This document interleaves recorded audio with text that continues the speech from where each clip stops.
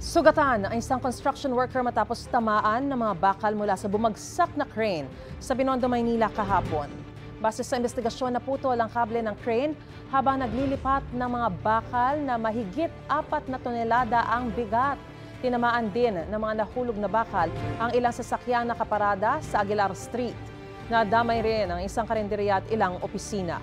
Pansamantala, itinigil ang konstruksyon sa lugar. Nangako ang construction company na sasagutin ang gastos sa pagpapagamot sa construction worker at tutulungan ang iba pang apektado. Mga kapuso, para una ka sa mga balita, mag-subscribe sa GMA Integrated News sa YouTube. Sa mga kapuso abroad, subaybayan niyo po kami sa GMA Pinoy TV at sa www.gmanews.tv.